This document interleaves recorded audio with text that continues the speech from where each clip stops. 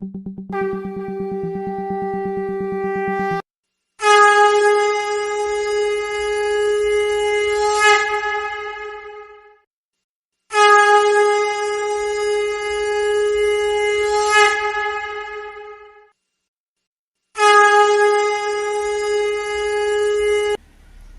प्रेममय श्री ठाकुर, परम आराध्या जगत जननी श्री बड़मा, परम पूज्य पाद श्री बड़दा, परम पूजनीय वर्तमान आचार्य श्री दादा के श्री चरणों में मेरा कोटि कोटि प्रणाम। ठाकुर जी का हम लोग चर्चा करते हैं। ऐसी कोई बात नहीं है कि हमको बहुत ज़्यादा ज्ञान है और आपको कम है। सबके अंदर वही भगवान है, सबके अंदर ठाकुर हैं। तो उन ठाकुर को चेतन करना ही मात्र अभिप्राय। तो हम लोग ये जो सत्संग कर रहे हैं, ये सत्संग में आप लोग बोलने का अवसर देते हैं। अजय दा और अमरीश दा और चौरसिया दा, इन लोगों का बहुत योगदान है। और 4-5 साल से लगातार मैं देख रहा हूं कि आप लोग लगे हुए हैं। और श्रोताओं का भी, भक्तों का भी बहुत योगदान है कि वो भी सुनते रहते हैं। अगर श्रोता नहीं रहे, भक्त नहीं रहे, तो ये सत्संग ही बेकार है।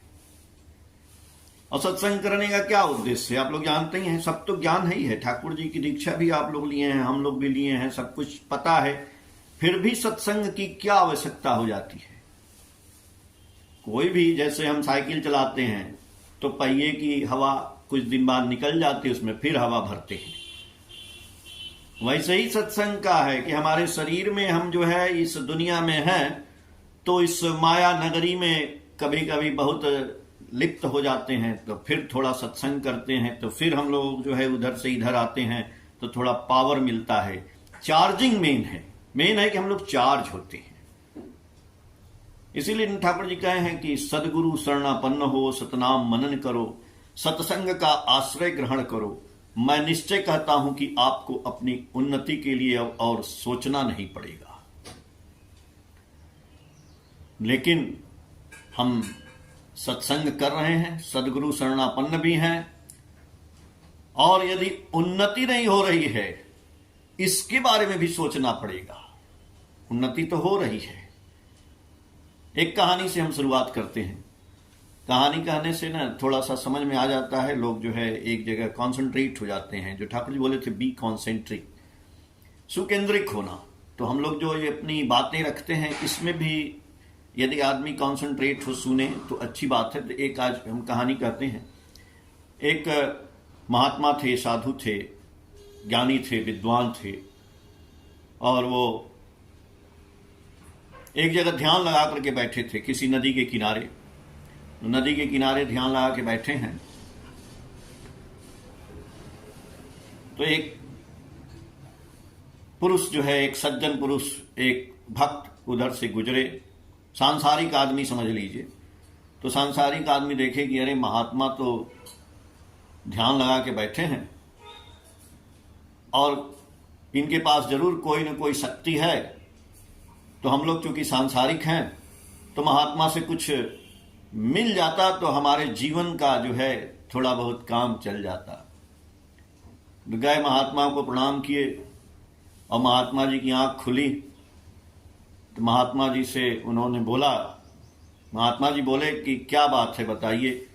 तो बोले कि इसी दुनिया में हम बहुत परेशान हैं और चाहते हैं कि हमारे जीवन का सलूशन, समस्या का समाधान हो जाए। यदि आप दे सकें तो बहुत अच्छी बात है। देखिए, वही समाधान तो हम लोग भी समाधान लेने के लिए ही ये सब सत्संग वगैरह सारा कर रहे हैं। तो महात्मा ने कहा, कुछ नहीं, अपने पास बालू में जहां बैठे थे वहीं पे जमीन में से एक गड्ढा किए और एक पत्थर निकाले और उनको दे दिए। जो अभी अजय दा ने बोला ना कि पारस पत्थर मिल जाए तो यदि लोहा को छू दें तो सोना हो जाए। तो वो पत्थर दे दिए उनको। और पत्थर देने के बाद बोले कि ये पत्थर ले जाइए और आप जो चाहोगे वही मिल जाएगा।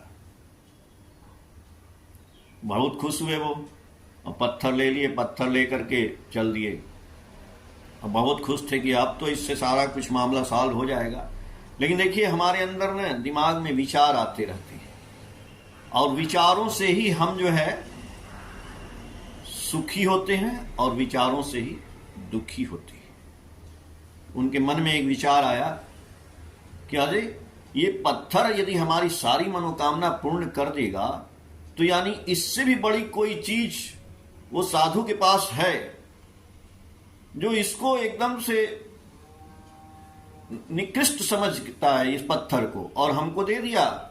यानी इससे जो अच्छी चीज है वो तो उसके पास है, वो चीज चाहिए हमको। अब देखिए वहीं से उनका दिमाग घुमा, फिर वापस आते हैं, फिर महात्मा जी से के पास बैठते हैं। महात्मा जी बोले अब क्या रह गया?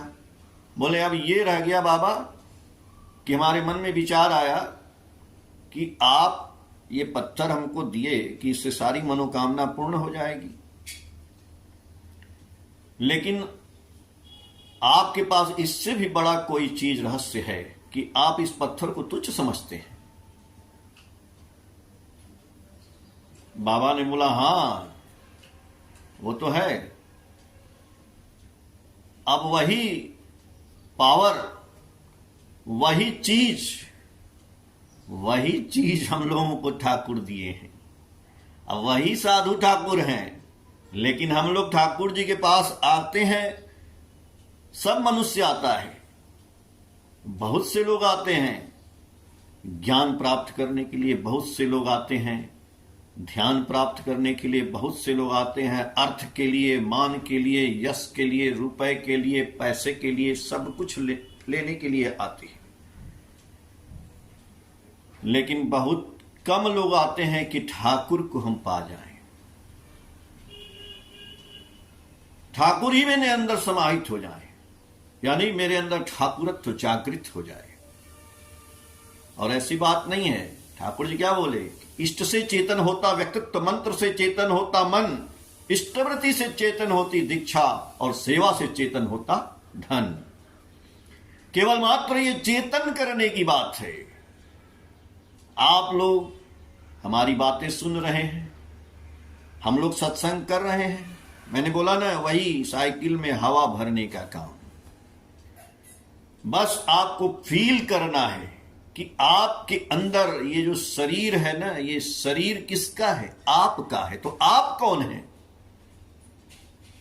आप इसके अंदर जो हैं वो अलग हैं, ये शरीर अलग है। ठाकुर जी बोले ये यंत्र है और आप यंत्री हैं। इस शरीर को चलाने वाले आप हैं। तो इस शरीर में जो शक्ति है इसका प्रयोग आपको करना है। यानी अच्छा ड्राइवर बनना है, अच्छा चालक बनना है। तो अच्छा चालक क्या करेगा? मेरे एक मित्र हैं, तो एक दिन मेरे साथ खड़े थे। एक स्वामी विवेकानंद का कैप्शन लिखा हुआ था कि all the power with in you can do anything. सारी शक्ति आपके अंदर है, आप चाहें तो कुछ भी कर सकते हैं। हमने कहा कि देखिए ना कितना सुंदर चीज लिखा है। उन्होंने झट कहा, वो दीक्षा नहीं लिए हैं, बोले कि ऐसे ही लिखा रहता है हर जगह, ये तो सब पढ़ता है, इसका क्या मतलब है? इसको कोई फर्क थोड़ी पड़ता है। अब बताइए, तो मैं ड्राइवर की बात कर रहा था। तो जो ड्राइवर गाड़ी चला रहा है, सड़क पे बहुत चीज लिखा रहता है कि रेड लाइट जल गया, आपको रुकना है, तो संदेश पढ़ के रुकता है। ड्राइवर को बहुत आदेश है, सीट बेल्ट चलाओ, लगाओ, गाड़ी कितने स्पीड से चलानी है वो भी लिखा रहता है कि यहाँ 40 के स्पीड से, यहाँ 80 के स्पीड से, यहाँ स्पीड ब्रेकर है। वो पढ़ता है ना, अब पढ़ के फिर वो एक्शन में आता है और काम करता है और अच्छी तरह से सेव होकर के अपने घर जाता है। वैसे ही दुनिया में ये जितने हमारे धर्म बने, ग्रंथ बने, किताबें बनी, पुराण बने, वेद पढ़े, ठाकुर जी का सत्तानुसरण बना, कितना ठाकुर जी ने वाणियां दी, ठाकुर जी से बातें हुई, वो वार्तालाप बने, पुण्य पोथी बनी। ये सारे कुछ को हम यदि समझ लें कि ये सब बेकार हैं, निरर्थक हैं, नहीं, कोई भी चीज निरर्थक नहीं है। इसीलिए सोचना यह है सबसे पहले कि आपके अंदर, हमारे अंदर, जो मैं इस शरीर की बात कर रहा हूं, आपके अंदर बहुत शक्ति भरी पड़ी है। यह शक्ति का भंडार है और इस शक्ति को चेतन करना है, इस शक्ति को यूज करना है, डरना नहीं है। होता क्या है कि हम यूज नहीं करते, हम डर जाते हैं। किसी से बात करने में डरते हैं, किसी को अपनी बातें सामने रखने से डरते हैं। क्यों डरते हैं? क्योंकि वो बहुत बड़े पोस्ट पे है। वो पोस्ट पे नहीं, उसका शरीर पोस्ट पे है। वो तो जैसे आप हो वैसे वो भी है। और आप देखिए, यदि आपको सीधे बड़े ऑफिसर के पास चले जाएंगे तो काम हो जाएगा, और छोटे के पास चले जाएंगे तो आपका काम नहीं होगा, क्योंकि वो इधर से उधर, उधर से उधर, उधर से उधर, और आपका काम बेकार हो जाएगा। अगर आप सीधे कलेक्टर के पास चले जाएंगे तो आपका काम हो जाएगा, लेकिन आप उसके पहले वालों के पास जाएंगे, आपका काम नहीं होगा। तो हम क्यों नहीं सीधे जाते हैं? इसलिए कि हम डरते हैं। आप आईजी के पास चले जाइए, काम हो जाएगा, लेकिन आप एक थानेदार के पास चले जाएंगे, काम नहीं होगा। हमारे पास हिम्मत नहीं है, हम आईजी के पास नहीं जा सकते हैं। क्यों नहीं जा सकते हैं भाई? यही जाने के लिए हमें गुरु को धारण करना है, यही जाने के लिए हमको जो है ठाकुर जी को लेके चलना है, और ये फील करना है। फील नहीं कर रहे हैं ना हम ठाकुर जी का नाम लिए हैं। सवेरे ही हम लोग प्रार्थना किए हैं कि राधा स्वामी नाम जो गावे सोई तरे, अकल कलेश सब नाश, सुख पावे सब दुख हरे। ऐसा नाम अपार कोई भेद न जानई, जो जाने सो पार बहुरी न जग में जन्मई। तो ये जो राधा स्वामी नाम जो गावे, तो रोज प्रार्थना में कहते हैं, तो कब समझेंगे? दिमाग में कब समझेंगे इसको? आप जाइए कहीं भी, डरिए मत, डरना छोड़ दीजिए। क्या होगा? क्या होगा?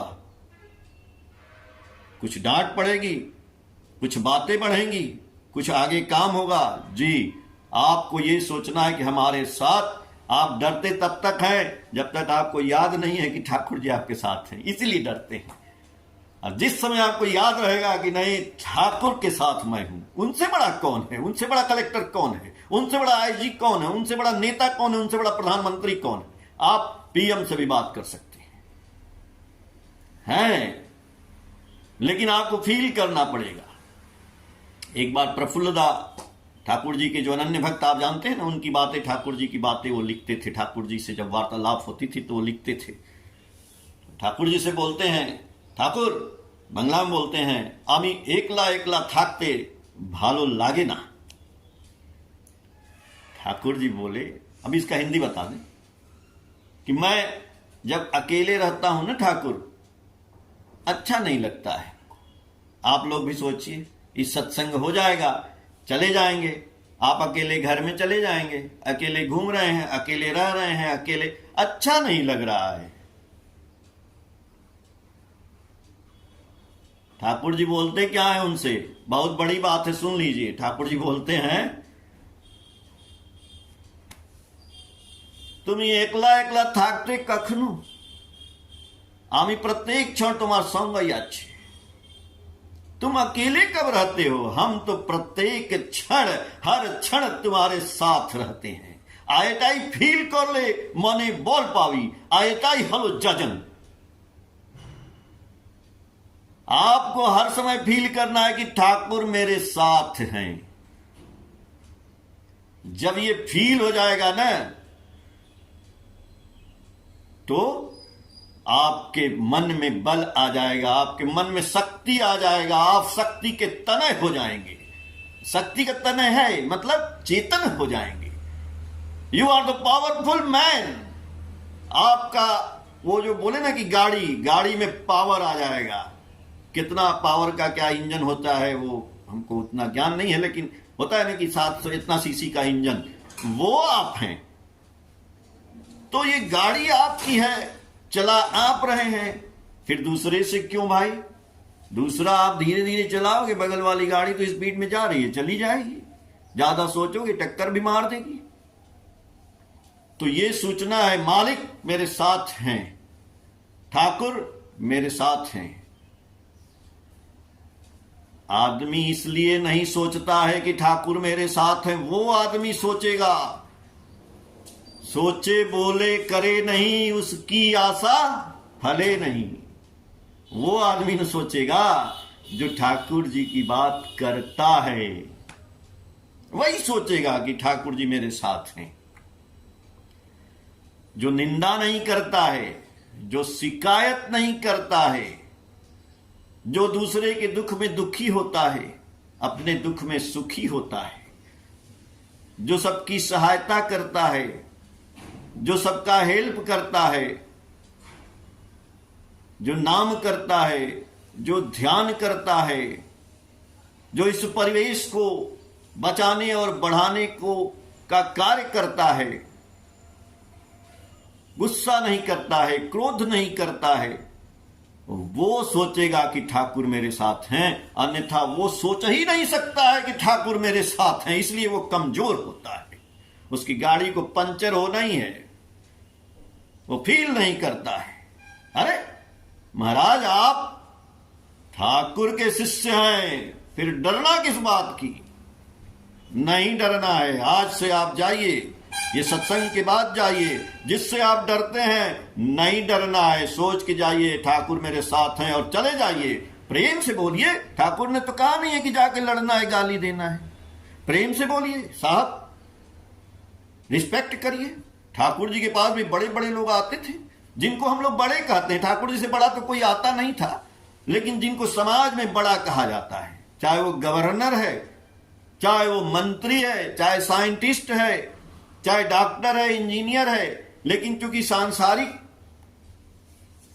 परिवेश में वो बड़ा है, उसका ओहदा बड़ा है, तो जब वो ठाकुर जी के पास भी आता था तो ठाकुर जी भी उसकी इज्जत करते थे, कहते थे, खड़े भी हो जाते थे और कहते थे कुर्सी लाओ। ठाकुर जी को जिन्होंने पढ़ाया, उनके गुरु, उनके जो टीचर थे, शिक्षक थे, वो भी ठाकुर जी से दीक्षा लिए थे। तो वो आते थे जब ठाकुर जी से मिलने, तो ठाकुर जी की दीक्षा वो लिए थे, लेकिन वो भगवान मानते थे, ठाकुर जी को गुरु मानते थे। लेकिन जब वो आते थे तो ठाकुर जी उनके लिए भी खड़े होकर उनको प्रणाम करते थे, नमस्ते करते थे और उनके लिए कुर्सी मंगवाते थे। तो संस्कार अपनी जगह पे है। ऐसा नहीं है कि अब ठाकुर जी हैं तो हम जो है अब अकड़ के चलेंगे, अब हमारी लोग सेवा करें, यही गड़बड़ हो जाता है। बोले ना ठाकुर जी, भारतवर्ष की अवनति तभी से आरंभ हो गई जब से हमने ऋषियों को छोड़ के ऋषिवाद की उपासना आरंभ कर दी। ऋषिवाद की उपासना क्या? जो हनुमान चालीसा में लिखा है, हनुमान चालीसा पढ़ते हैं तो उसमें जो हमको समझ में आता है हम वही करते हैं, जो हमको अच्छा लगता है। समझ में नहीं, समझ में तो सारा ही आता है। आप लिखा है ना, भूत पिशाच निकट नहीं आवे, अब महावीर जब नाम सुनावे। अब भूत पिशाच होता है कि नहीं होता ये तो हम नहीं जानते हैं, लेकिन भूत पिशाच यही है, हमारी कमजोरियां, हमारी जो है सोच निगेटिव हो जाना, हम किसी से बात न कर सकें, हम किसी के जज्बात को पहचान न सकें, हमें लोग ठग लें, ये सब भूत पिशाच है। और थोड़ा ही भूत पिशाच है, यही सब भूत पिशाच है। ये भूत पिशाच जब हट जाएगा तो आप महावीर के साथ हो जाएंगे। हमारी महावीर तो कह रहे हैं कि भूत पिशाच निकट नहीं आवे, महावीर जब। ठाकुर जी बोल रहे हैं कि राधा स्वामी नाम जो गावे सोई। खाली रोज बस प्रार्थना कर लीजिए, एक को बार राधा स्वामी नाम मत गाइए, क्या जरूरत है? बस सत्संग सुन लिए ना, काम हो जाएगा। कैसे काम हो जाएगा? सुनने से होगा। बस ये सोचिए, अब आज से ये सोचिए कि आपके अंदर बहुत शक्ति है। ठाकुर जी बोले ना, तुम शक्ति के तनय हो। इसीलिए ठाकुर जी बोले कि सर्वप्रथम हमें अपनी दुर्बलता के विरुद्ध युद्ध करना होगा। युद्ध कैसे करेंगे? कई बार हम बोले हैं कि युद्ध करने के लिए अस्त्र होना चाहिए, शस्त्र होना चाहिए, दिमाग होना चाहिए, बस युद्ध हो जाएगा। और वो अस्त्र शस्त्र चलाने आना चाहिए। अस्त्र शस्त्र मेरा शानदार होना चाहिए, अस्त्र शस्त्र मेरा कोई तलवार है तो उस पर धार होना चाहिए। जब वो चलेगा, देखिए एक अस्त्र शस्त्र से कहानी थोड़ी सी बीच में मैं डाल देता हूं कि एक राजा थे और उन्होंने एक ढाल बनवाई और एक तलवार बनवाई। एक ही लोहा था, लोहार से बोले भाई एक इसका ढाल बना दो और एक तलवार बना दो। ढाल और तलवार बन के आ गई और ढाल और तलवार लेकर के राजा जो है युद्ध में गए, युद्ध में लड़ने लगे। तो लड़ते समय लड़ते लड़ते कई साल लड़े। एक दिन जो है तलवार टूट गया। जब तलवार टूट गया तो ढाल अगर बोलता मान लीजिए तो कहानी है, तो ढाल ने तलवार से बोला भाई दोनों हम लोग को एक ही लोहे से बने थे, एक ही लोहार ने बनाया था, फिर मैं टूट गया और तुम नहीं टूटे, ऐसा क्यों? तो ढाल ने कहा भैया तुम इसलिए टूट गए कि तुम खाली काटने का काम करते थे और मैं नहीं टूटा क्योंकि मैं बचाने का काम करता था। तो बाबूजी ये ढाल और तलवार है ना, हम लोगों को ठाकुर जी बोले सबको बचाना, अपने बचना, इसको ही तू धर्म समझना। काटने का नहीं, बचाने का काम करना है। और बचाने में क्या है, कैसे बचेंगे आप? ढाल क्या है? आपके पास ढाल है? बिल्कुल है। हर जीव के पास, हर इंसान के पास, हर जानवर के पास, हर पक्षी के पास, हर पेड़ के पास, मतलब इस जिसको बोलते हैं ना परिपार्श्विक, ठाकुर जी बोले परिपार्श्विक माने होता है इन्वायरमेंट, ये वातावरण। इस वातावरण में, इस जीव जगत में जितने भी जिसको आप जीव समझते हैं, चाहे वो मछली है, चाहे वो सांप है, चाहे वो बिच्छू है, चाहे वो मधुमक्खी है, चाहे आदमी है, पशु है, सबके अंदर एक न एक गुण है। भगवान ने वो क्वालिटी दे करके भेजी है, वो गुण है और वही ढाल है। वो आपके अंदर भी है, मेरे अंदर भी है, और वही गुण आपको महान बना देगा। और वही गुण का आप प्रयोग नहीं करेंगे तो आपसे दूसरा कोई महान बन जाएगा। जैसे मधुमक्खी है, उसके अंदर गुण है, शहद बनाती है, लेकिन मधुमक्खी अपना शहद तो बाजार में बेचेगी नहीं, उसको पैसा मिलेगा नहीं। तो आदमी बहुत चालाक है, मधुमक्खी पाल लेता है, उसके छत्ते में से शहद निकाल लेता है, उसको बेच देता है, कंपनी का मुहर लगा देता है डाबर। और वो मधुमक्खी को क्या पता कि मेरा शहद डॉलर में बिकता है, नहीं पता। वैसे ही बाबूजी, वैसे ही ठाकुर जी के हम लोग भक्त हैं। आपके अंदर भी वही गुण है, आपके अंदर सबके अंदर वो गुण है। एक एक कोई न कोई गुण भगवान ने भेजा है। ऐसा तो है नहीं कि कोई आदमी बिना गुण का है, नहीं भाई, हम नहीं मानते हैं। आप इसलिए दुखी होते हैं, हम इसलिए दुखी होते हैं कि जो अगला बहुत पैसा रुपया कमाया है, जो गाड़ी से चलता है, जिसका स्टेटस बड़ा है, जो एसी में रहता है, और उसी को हम लोग बड़ा समझते हैं। तो सोचते हैं कि यार उसी वाला काम को हम करते तो बहुत अच्छा हो जाता। तो हम अपना जो गुण है उसको छोड़ के दूसरे के गुण में जाते हैं। बस ऐसे ही 10-20 साल, 25 साल, 50 साल का जीवन है, 80 साल का, बस दूसरे के गुण को देखते देखते मेरा जीवन का सत्यानाश। ये जन्म भी बेकार, अगला जन्म भी बेकार।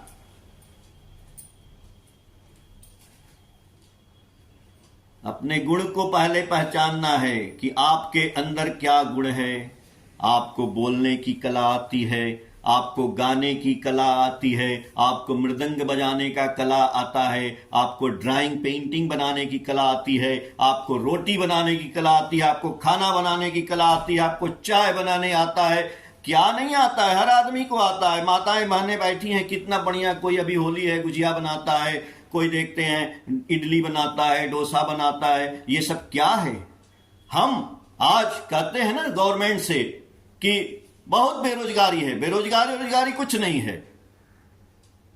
हमारी सोच में बेरोजगारी घुसी पड़ी है कि हम नौकरी करेंगे, नौकर बनेंगे। ठाकुर जी नौकरी को पसंद नहीं करते थे। ठाकुर जी कहते थे सबसे बढ़िया है बिजनेस करना, व्यापार करना। आज उसी को प्रधानमंत्री भी बोल रहे हैं कि भाई स्टार्टअप करो ना। आज देखिए लड़के जो है, ये आपकी क्वालिटी को स्टार्टअप में परिवर्तन करना है। आप एक जगह जाके कहीं दुकान पे आप नौकरी करने लगे। भाई आपको यदि डोसा बनाने आता है, आप एक डोसे की भी दुकान खोलोगे तो 20 लोग काम करेंगे। तो 20 लोग जब काम करेंगे तो आपने क्या किया, 20 परिवार को पाला। सबको बचाना, अब ढाल की बात आ गई, आप सबको बचा रहे हैं, बिल्कुल बचेंगे। आपने 10 आदमी के परिवार को पाला है। ये सोच रखनी है दिमाग में। स्टार्टअप खोलना है तो कंपनी बढ़ेगी, कंपनी में हमारा देश बढ़ेगा, देश बढ़ेगा, अर्थव्यवस्था बढ़ेगी। आपके अंदर क्वालिटी, हम बोले ना कि माता बनो गुजिया बनाने आता है, हमारे कुछ नहीं, अरे कुछ नहीं आता है। दूध से दही बनाने आता है। 50 रुपए किलो का दूध लेंगे और दही बनाएंगे तो 100 रुपए किलो का बिकेगा। काहे नहीं बनाते हो भाई? नहीं बनाएंगे। नौकरी चाहिए, 20,000 की नौकरी चाहिए, नहीं मिलेगी नौकरी। आपके अंदर कला है, इसलिए आपकी कला को, आपके क्वालिटी को दूसरा आदमी भजाता है और वो करोड़पति बन जाता है। आप वैसे के वैसे रह जाते हैं, हम भी वैसे।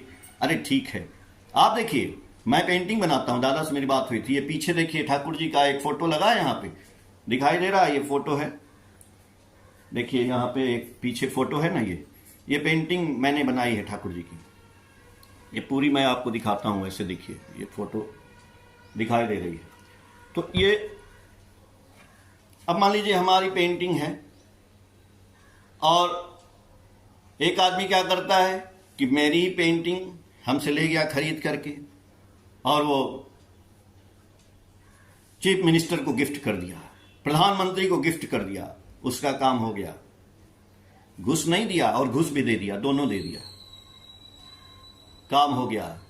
हम नहीं कर सके, हिम्मत नहीं कर सके, हम नहीं जा सके, हम बनाते ही रहे। अरे ये भी तो रुपया पैसा है। तो आपके अंदर जो क्वालिटी है, देखिए ठाकुर जी के पास लोग आते हैं, आज भी आचार्य देव के पास आते हैं तो कुछ सामान लेके आते हैं। देखे हैं ना आप, कोई लेके आ रहा है कद्दू ला रहा है, कोई चावल ला रहा है, कोई देखते हैं अपने घर का कुछ बना के लाया, कोई लट्ठा लाया, कुछ लाया बना करके लाया, कोई स्वेटर लाया, कोई। तो आपको भी अपनी क्वालिटी का वहां पर आप खरीद के ले जाते हैं, बिस्किट आप खरीद के ले जाते हैं, हॉर्लिक्स आप खरीद के ले जाते हैं गुरु जी के यहाँ। क्यों भाई? आपके अंदर जो कला है वही बना के ले जाइए ना, गुरु जी प्रसन्न होंगे। तो वो जो बना के आप ले जाएंगे ना, तो आज छोटे में ले जा रहे हैं, वही चीज को जब गुरु जी का आशीर्वाद होगा तो बड़ा हो जाएगा, तो वही आपका बिजनेस हो जाएगा, वही व्यापार हो जाएगा। तो आपकी चीज को दूसरा, आप दुकान पे ही मान लीजिए आप गुलदस्ता बनाते हैं, तो आपकी गुलदस्ता को दूसरा खरीद के ले जाता है और गिफ्ट देता है, उसका काम। आप किसी को गिफ्ट तो देते नहीं है। देना सीखिए सबको, ठाकुर जी देने की ही बात करे हैं, इसीलिए हम लोग स्तुति सवेरे करते हैं। इससे लागू होता है देना ही पाने की जननी है। वृक्ष भी देता है, इसलिए वृक्ष की पूजा होती है। नदी पानी देती है, नदी की पूजा होती है। वृक्ष कबहु नहीं फल भखै, नदी न संचय नीर, अपरमार्थ के कारणे साधुन धरा शरीर। हर चीज देने की कला सीखिए। अपने माँ को दीजिए, अपने पिता को दीजिए, अपने भाई को दीजिए, अपने बंधु को दीजिए, और ये एक्सपेक्ट न रखिए कि हम दे रहे हैं तो उससे हमको कुछ मिलेगा। ऐसे आप देना शुरू करिए। फिर कहीं आपका कोई काम फंसा है, वहां जाइए, कुछ अपना बनाया हुआ चीज ले जाके उनको गिफ्ट करिए, हम आपसे मिलने आए हैं, आपको ये लाए हैं। फिर अपना काम बोलिए, देखिए। और ठाकुर जी को मन में हमेशा सोचिए कि ठाकुर जी हमारे साथ हैं, उनको लेके चलते रहिए और ठाकुर जी का निरंतर नाम करते रहिए। जो आप बोले हैं रोज प्रार्थना में कि राधा स्वामी नाम जो गावे सोई तरे, सांस सांस पे नाम ले, श्वास व्यर्थ न होए, ना जाने इस श्वास का आवन होए न होए। जय गुरु दादा। हम आशा करते हैं कि अब समय खत्म हो गया होगा आज का, तो बहुत बहुत धन्यवाद।